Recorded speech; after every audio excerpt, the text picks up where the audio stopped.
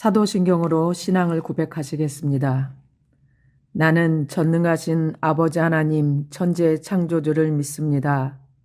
나는 그의 유일하신 아들 우리 주 예수 그리스도를 믿습니다. 그는 성령으로 잉태되어 동정녀 마리아에게서 나시고 본디오 빌라도에게 고난을 받아 십자가에 못 박혀 죽으시고 장사된 지 사흘 만에 죽은 자 가운데서 다시 살아나셨으며 하늘에 오르시어 전능하신 아버지 하나님 우편에 앉아 계시다가 거기로부터 살아있는 자와 죽은 자를 심판하러 오십니다. 나는 성령을 믿으며 거룩한 공교회와 성도의 교제와 죄를 용서받는 것과 몸의 부활과 영생을 믿습니다. 아멘. 찬송가 91장 찬양하시겠습니다. 91장입니다.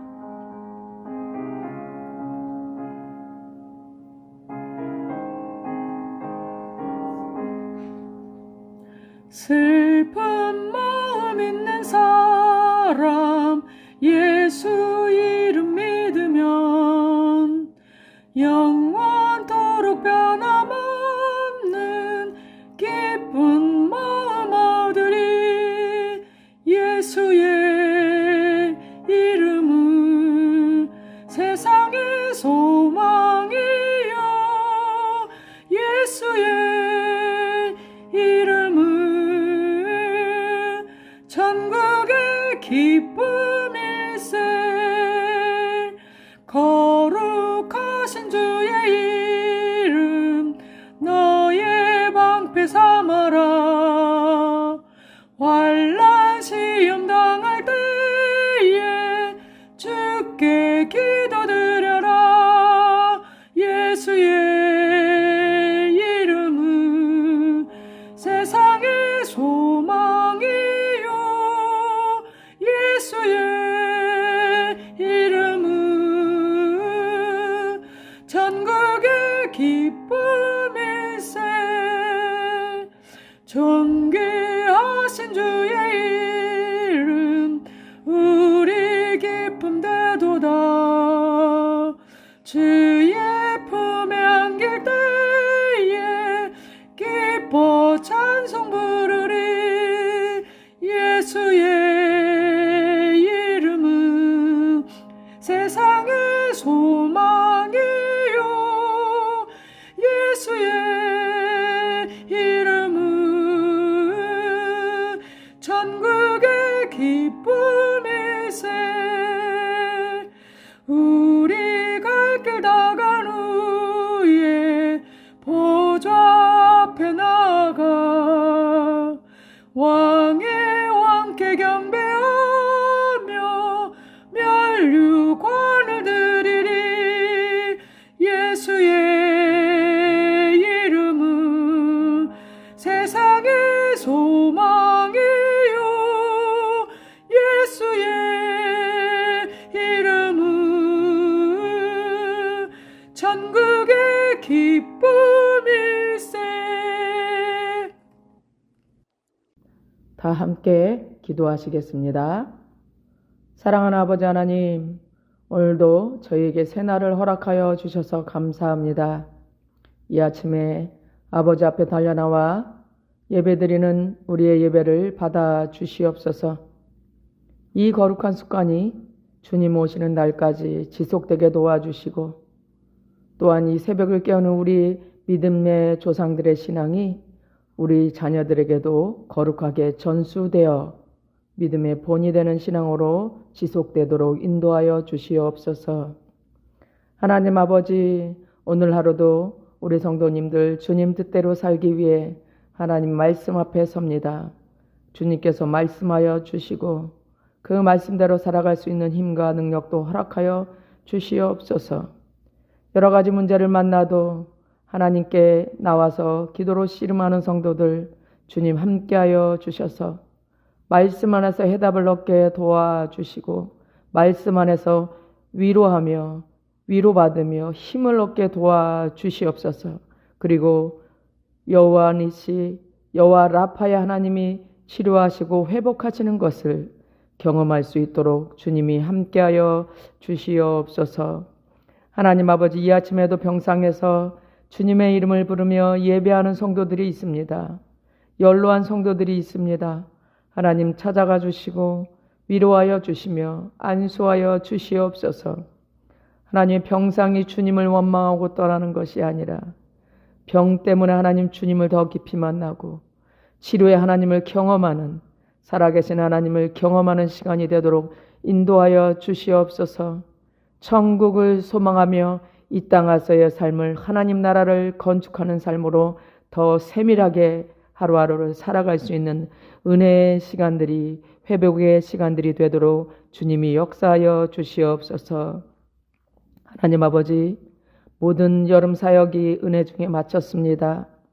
주님을 기뻐하시는, 주님이 원하시는 뜻대로 사역이 이루어지게 하여 주셔서 감사합니다. 성령 하나님이 역사하여 주셔서 사역 때마다 성령의 기름 부음을 경험하고 하나됨을 경험하고 살아가신 하나님을 경험할 수 있게 하시니 감사합니다. 특별히 교회 학교에 충만히 임재하여 주셔서 그들이 회개하며 강건하여 주고 힘을 얻고 영적으로 힘을 얻는 시간 되도록 인도하여 주시니 감사합니다. 이 믿음대로, 이 기도대로 남은 24년 하반기를 살아갈 수 있도록 주님 도와주시고 인도하여 주시옵소서. 하나님, 우리 교회 리모델링이 계속적으로 진행되고 있습니다. 인부들의 안전을 책임져 주시고 우리가 계획된 대로 그 이상으로 정말 아름답게 주님 리모델링 되게 도와주시옵소서. 특별히 리모델링은 주님 교회 학교를 중심으로 되어지고 있습니다.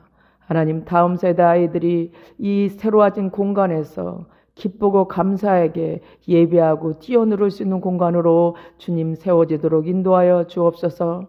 또한 우리 교회 모든 성도들이 신앙이 리모델링 되어지고 믿음과 기도가 새로워지고 강건되어지는, 재건되어지는 시간이 되도록 주님이 함께하여 주시옵소서. 말씀 앞에 섭니다. 주님 깨닫게 하여 주시고 그 깨달은 대로 살아갈 수 있는 힘과 능력도 공급하여 주시옵소서. 존귀하신 예수님의 이름으로 기도드립니다. 아멘. 제4장.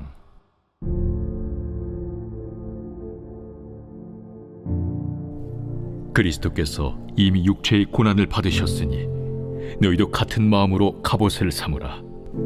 이는 육체의 고난을 받은 자는 죄를 그쳤으니 그 후로는 다시 사람의 정욕을 따르지 않고 하나님의 뜻을 따라 육체의 남은 때를 살게 하려 함이라. 너희가 음란과 정욕과 술 취함과 방탕과 향락과 무법한 우상 숭배를 하여 이방인의 뜻을 따라 행한 것은 지나간 때로 족하도다. 이러므로 너희가 그들과 함께 그런 극한 방탕에 다름질하지 아니하는 것을 그들이 이상히 여겨 비방하나 그들이 산자와 죽은 자를 심판하기로 예비하신 이에게 사실대로 고하리라. 이를 위하여 죽은 자들에게도 복음이 전파되었으니 이는 육체로는 사람으로 심판을 받으나 영으로는 하나님을 따라 살게 하려 함이라. 만물의 마지막이 가까이 왔으니 그러므로 너희는 정신을 차리고 근신하여 기도하라. 무엇보다도 뜨겁게 서로 사랑할지니 사랑은 허다한 죄를 덮느니라. 서로 대접하기를 원망 없이 하고 각각 은사를 받은 대로 하나님의 여러 가지 은혜를 맡은 선한 청지기같이 서로 봉사하라. 만일 누가 말하려면 하나님의 말씀을 하는 것 같이 하고 누가 봉사하려면 하나님이 공급하시는 힘으로 하는 것 같이 하라. 이는 범사에 예수 그리스도로 말미암아 하나님이 영광을 받으시게 하려 함이니 그에게 영광과 권능이 세세에 무궁하도록 있느니라. 아멘. 사랑하는 자들아, 너희를 연단하려고 오는 불시험을 이상한 일 당하는 것 같이 이상히 여기지 말고 오히려 너희가 그리스도의 고난에 참여하는 것으로 즐거워하라. 이는 그의 영광을 나타내실 때에 너희로 즐거워하고 기뻐하게 하려 함이라. 너희가 그리스도의 이름으로 치욕을 당하면 복 있는 자로다. 영광의 영 곧 하나님의 영이 너희 위에 계심이라. 너희 중에 누구든지 살인이나 도둑질이나 악행이나 남의 일을 간섭하는 자로 고난을 받지 말려니와 만일 그리스도인으로 고난을 받으면 부끄러워하지 말고 도리어 그 이름으로 하나님께 영광을 돌리라. 하나님의 집에서 심판을 시작할 때가 되었나니 만일 우리에게 먼저 하면 하나님의 복음을 순종하지 아니하는 자들의 그 마지막은 어떠하며 또 의인이 겨우 구원을 받으면 경건하지 아니한 자와 죄인은 어디에 서리요. 그러므로 하나님의 뜻대로 고난을 받는 자들은 또한 선을 행하는 가운데 그 영혼을 미쁘신 창조주께 의탁할지어다.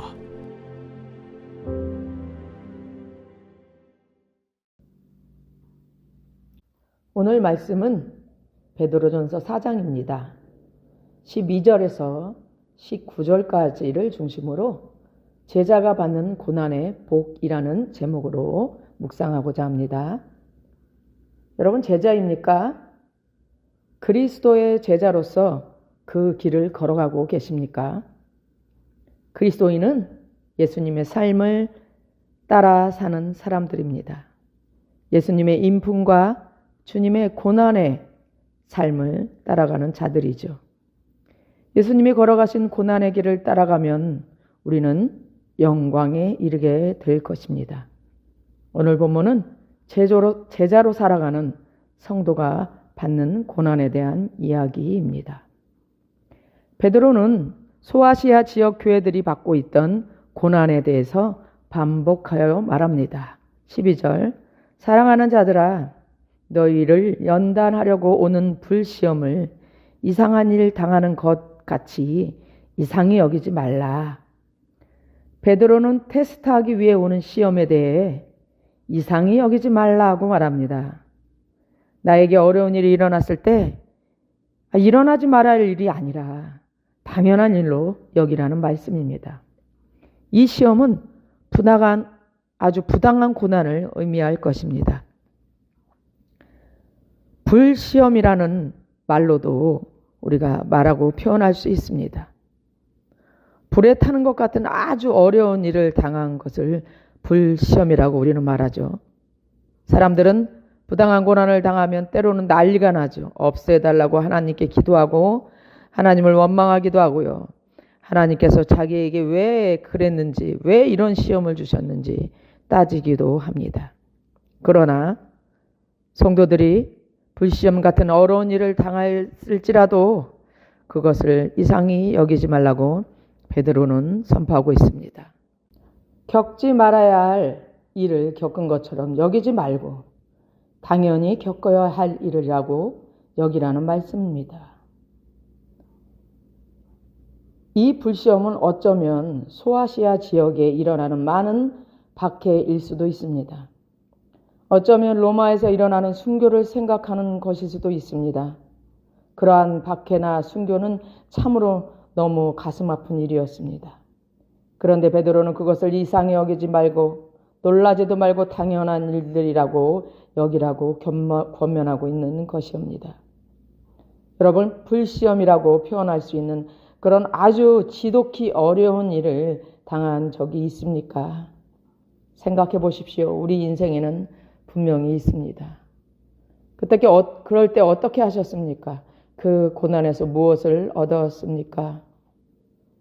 그 불시험을 잘 대처한 사람은 더 단단해졌을 것입니다. 이런 경우는 연단이라고 말합니다.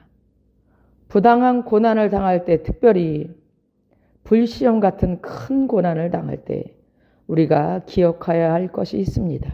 13절, 오히려 너희가 그리스도의 고난에 참여하는 것으로 즐거워하라. 이는 그의 영광을 나타내실 때에 너희로 즐거워하고 기뻐하게 하려 함이라. 고난을 기뻐하라고 말합니다. 주님이 허락한 그 고난이 그리스도의 고난에 참여하는 것이기 때문입니다. 그리스도의 고난에 참여하는 것을 또한 즐거워하라고 말씀합니다. 13절 안에만 기뻐하라는 동사가 2번이나 사용되고 있고요. 2번째 사용할 때는 분사를 사용하여서 극도의 행복함을 표현하는 큰 기쁨으로 수식하면서 기쁨을 매우 강조하고 있습니다. 이렇게 강조하는 것은 그것이 참으로 큰 기쁨인데 사람들이 기쁨을 놓치고 있는 경우가 많기 때문인 것입니다.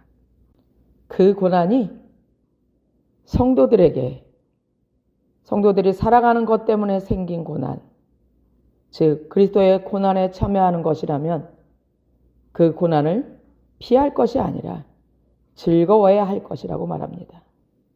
주님의 십자가가 주님의 재림 때에 더 큰 영광이 된 것처럼 우리의 고난도 주님의 재림 때에 훈장이 될 것이기 때문입니다.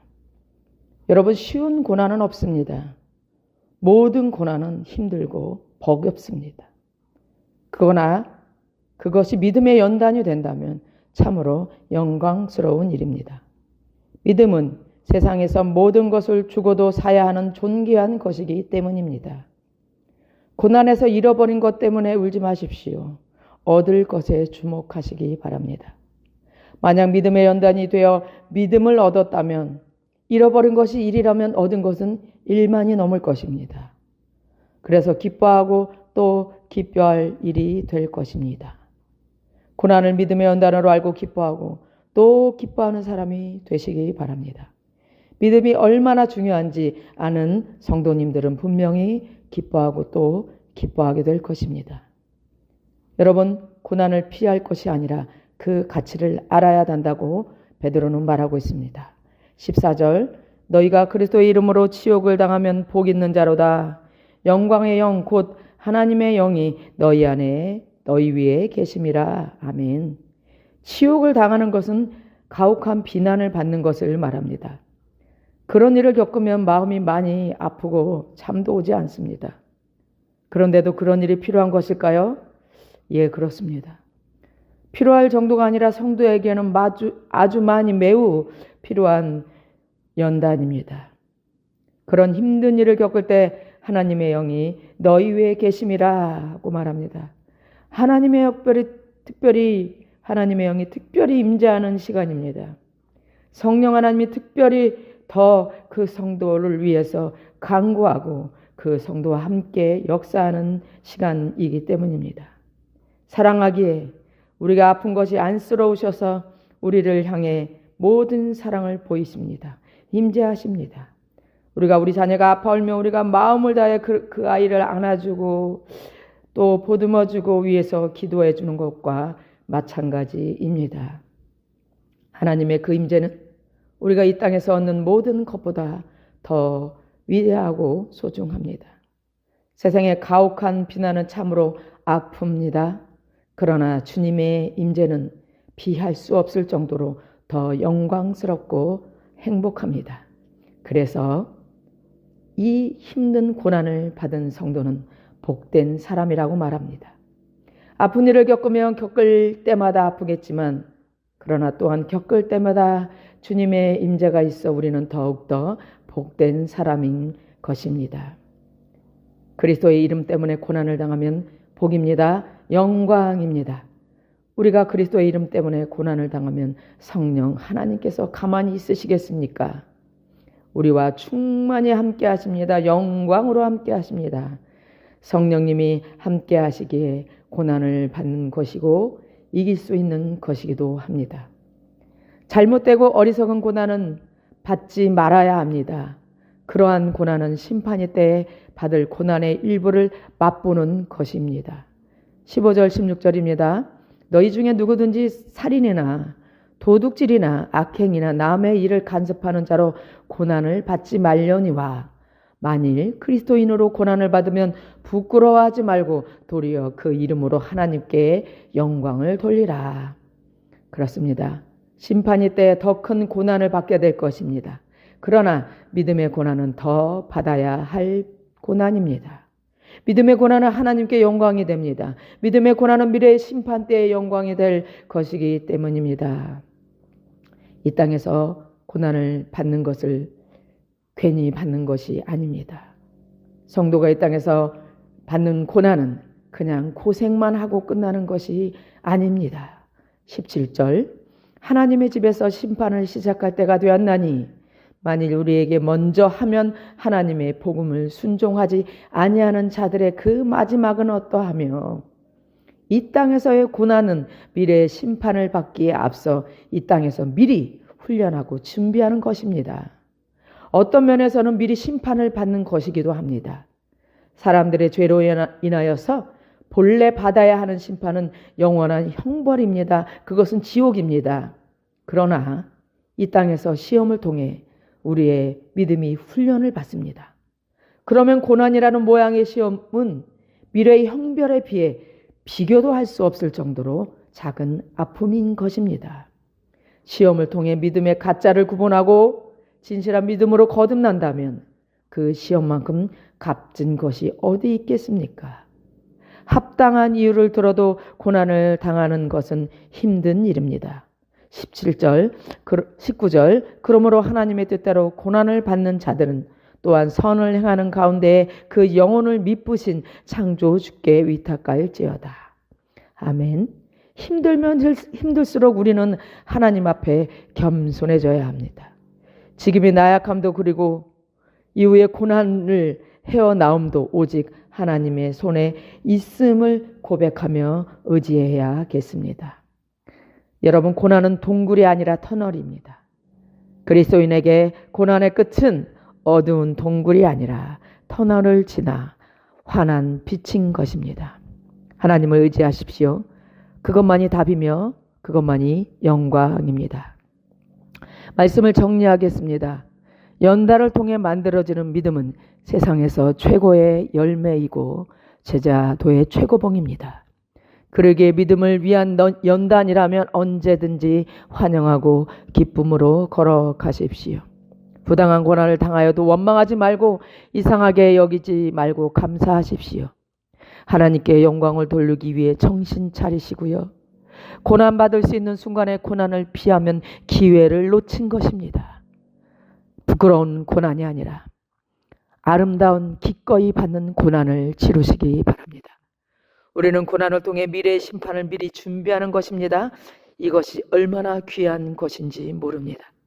고난을 통해 하나님을 더욱더 철저히 의지하시기 바랍니다. 반드시 그 고난을 지나 하늘의 영광에 이르게 될 것입니다. 고난이 클수록 믿음은 더욱더 연단될 것입니다. 제자도의 최고봉인 고난을 기쁨으로 걸어가는 성도님들이 되시길 바랍니다. 주기도문으로 예배를 마치겠습니다. 하늘에 계신 우리 아버지, 아버지의 이름을 거룩하게 하시며 아버지의 나라가 오게 하시며 아버지의 뜻이 하늘에서와 같이 땅에서도 이루어지게 하소서. 오늘 우리에게 일용할 양식을 주시고 우리가 우리에게 잘못한 사람을 용서하여 준 것 같이 우리 죄를 용서하여 주시고 우리를 시험에 빠지지 않게 하시고 악에서 구하소서. 나라와 권능과 영광이 영원히 아버지의 것입니다. 아멘.